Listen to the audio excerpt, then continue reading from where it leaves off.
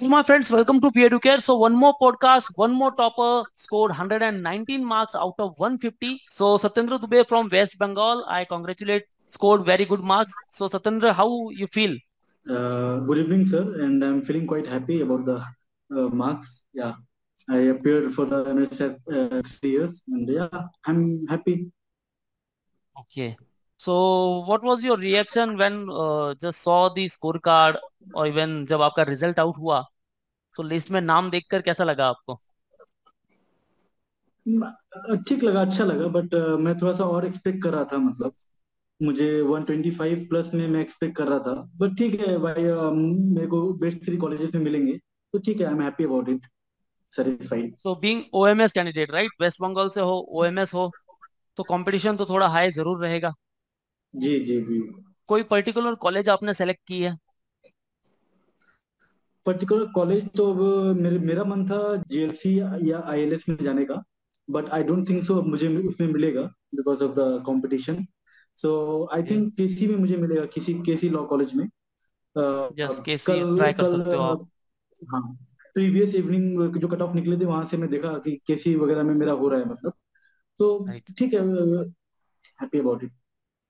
यार, लेकिन जो प्रेफरेंस लिस्ट होती है हमेशा स्टूडेंट का ये एक मिस्टेक भी हो जाता है कि प्रेफरेंस लिस्ट जब हम बनाते हैं तो टॉप कॉलेज को पीछे नहीं रखना है। इवन अगर आपको लगता है जी कि शायद वो कट ऑफ मेरा नहीं हो सकता, 119 है, क्या पता 120 तक ही रहे, लेकिन आपको प्रेफरेंस वन तो देना ही है उसे, क्योंकि प्रेफरेंस मैटर्स। जितने स्टूडेंट प्रेफरेंस देंगे, अलग अलग अगर प्रेफरेंस हो जी जाते हैं, जी सपोज कुछ कैंडिडेट है, शायद वो यूपी से हो, बिहार से हो, कोलकाता से हो, और वो ट्राई कर रहे हो उस पर्टिकुलर कॉलेज के लिए या फिर नहीं कर रहे, तो आपका चांस वहां बन जाता है। तो ऐसे में प्रेफरेंस जी देना ही जी है। ठीक है। जी और मुझे लगता है कि 119, ऑल्दो जो कंपटीशन लेवल को अगर मैं देखूं, स्टिल सेकेंड राउंड तक ट्राई करना है, हमें टॉप कॉलेज मिले। और ये स्कोर बहुत बढ़िया है। सो पेपर का जो लेवल था वो कैसा था? पेपर का लेवल आई फील काफी बैलेंस था। मतलब कुछ हम्म। सेक्शन जब इजी था तो कोई सेक्शन हार्ड था, ऐसे बैलेंस, बहुत बैलेंस पेपर था। मतलब ओके। हम टफ भी नहीं बोल सकते, इजी भी नहीं बोल सकते, it was quite balance paper. So अगर मैं एक इन शॉर्ट अगर आपकी प्रिपरेशन की जर्नी पूछूं तो आपने कैसे अपना प्रिपरेशन किया है पूरे पीरियड में? प्रिपरेशन के लिए मैं एक्चुअली मैं स्टेट पीसीएस का के लिए प्रिपेयर कर रहा था। मैं तो बहुत डिले हो गया उसके लिए, तो मेरा एग्जाम काफी डिले चल रहा था। तो मैं सोचा कि 3 इयर्स का मैं इस साल दूंगा। तो मैं वहां से अपना स्टेट पीसीएस को मैं थोड़ा सा साइडलाइन किया। एंड मार्च मार्च में मुझे मैं थोड़ा नॉलेज में आया कि 3 years Maharashtra common entrance test हो रहा है, फिर डीयू एलएलबी का भी एग्जाम होता है। तो मैं देखा कि राइट। इसका फॉर्म वगैरह मार्च में मैं भरा, फिलअप किया अराउंड 10 या 16 मार्च को मैं फॉर्म फिलअप किया। उसके बाद मैं फिर जिस दिन मैं फॉर्म फिलअप किया उस दिन से मैं सिलेबस वगैरह नोट डाउन करके मैं स्टार्ट किया। स्ट्रेटेजी मेरा ये था कि सिंस मेरा स्टैटिक जीके काफी मतलब ठीक है, मतलब तो वो मैं उसमें मुझे डर डर नहीं था। मुझे मेन एरिया ऑफ कंसर्न मेरा था कि लॉ, जो मेरे लिए बहुत ही नया नया सब्जेक्ट था, जो ये था। लेकिन क्योंकि मेरे मेरे अंदर वो इंटरेस्ट है लॉ पढ़ने का, तो आई कुड मैनेज, और मैं बहुत ही अच्छे से इसको मतलब पढ़ पाया विद इंटरेस्ट, पूरा एनर्जी के साथ में। एंड स्टैटिक जीके में ठीक था।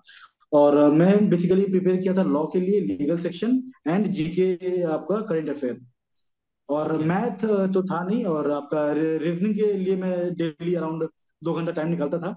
तो टोटल हम्म। मैं कोशिश करता था कि दिन में अराउंड 10 10 घंटा प्रिपेयर करूं मैं। वो भी बहुत कम ओह, पड़ा मुझे, ग्रेट। मतलब क्योंकि दो 2 मंथ बहुत ही कम होता है, मतलब इस एग्जाम के लिए। लेकिन फिर भी राइट। मैं जो भी अपना मेरा बेस्ट हो सका मैं दिया। और जो जो लेकिन मैं आपने सब्जेक्ट में वीक था मैं उसी पे मैं वर्क हम्म वर्क किया, मतलब।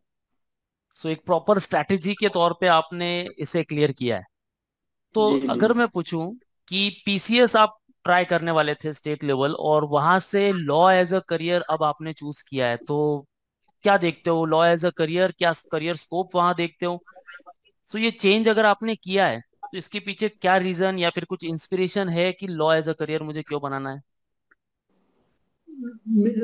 एक्चुअली मैं पार्ट टाइम अपना ऑफिस ऑफिस भी ज्वाइन किया हूँ मैं, मतलब मेरा family Hindu Hindu family business है। तो हम्म। मैं वहाँ पे ऑपरेशन हेड के पोस्ट में था, तो मुझे कहीं ना कहीं अपने लीगल टीम के साथ में थोड़ा सा, मतलब उनके साथ में लगना पड़ता था, मतलब थोड़ा सा। ओके। तो इसलिए मुझे लॉ में थोड़ा सा इंटरेस्ट आया उधर से, मतलब कि हम्म। अच्छा एक चीज है, मतलब। And knowledge is always the virtue, मतलब नॉलेज इज वर्च्यू। तो मैं देखा कि वो काफी अच्छा एक चीज है मतलब, तो मैं थोड़ा इंटरेस्ट डेवलप हो रहा था मतलब।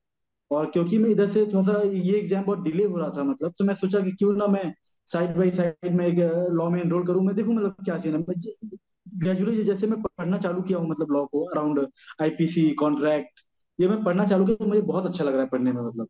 एक ओके। एक बहुत अच्छा इंटरेस्ट डेवलप हो रहा है। तो करियर ऑप्शन के लिए मैं जुडिशियरी के लिए मैं ऑप्शन सोचूंगा, और लिटिगेशन भी एक्चुअली ऑप्शन है।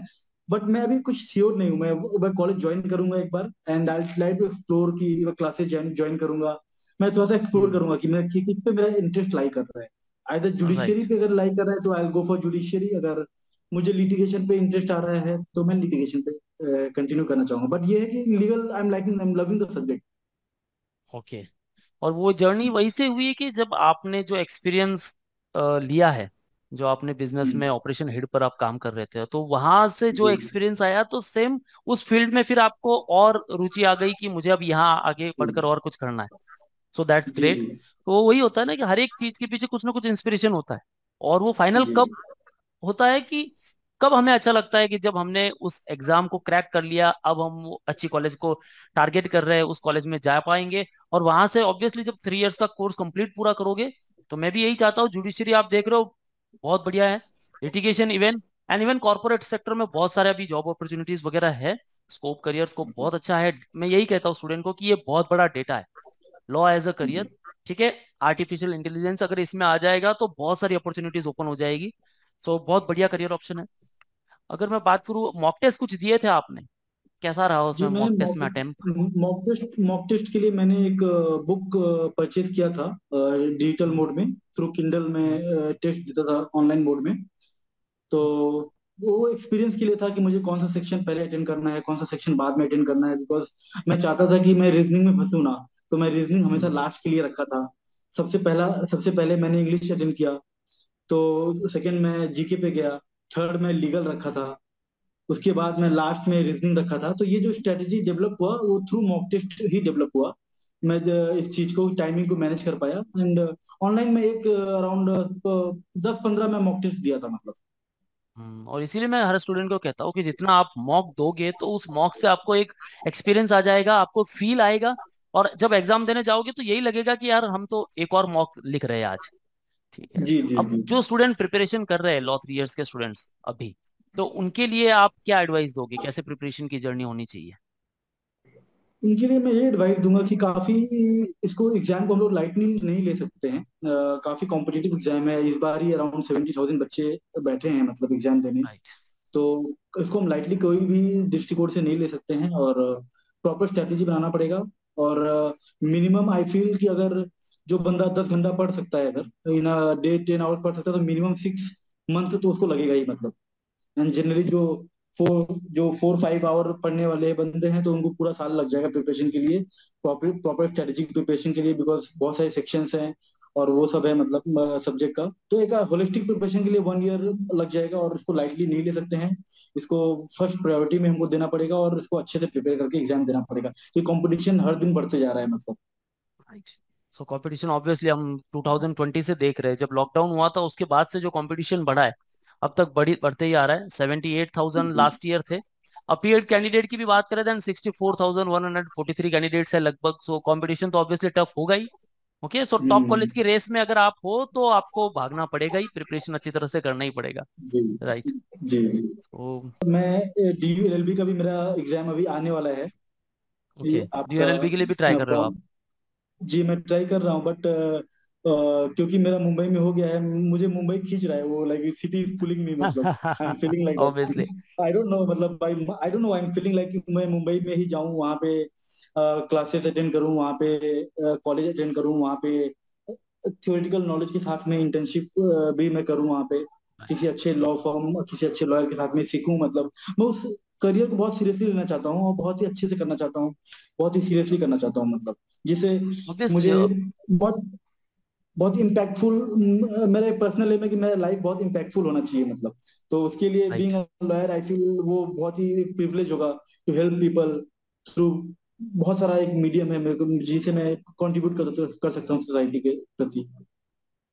राइट। और जो most of the law firms है, हम देख सकते हैं ट्राइजेमिनल है, खेतान एंड खेतान है, ठीक है, बहुत सारे दुआ एसोसिएट्स है, ये सारे most of the law firms जो है उनके हेड ऑफिसेस जो है वो मुंबई में है। Mumbai financial capital of India है। हाई कोर्ट देखोगे आप मुंबई में। सो बेसिकली फायदा यही है कि अगर आप मुंबई के टॉप कॉलेजेस को टारगेट करते हो, देन यहाँ से जो आप एक्सपीरियंस लेकर जाओगे आगे अपने थ्रू आउट लाइफ में, वो बेस्ट होने वाला है। और इसीलिए most of the students are trying for the Maharashtra के टॉप कॉलेजेस जो मुंबई में सिचुएटेड है।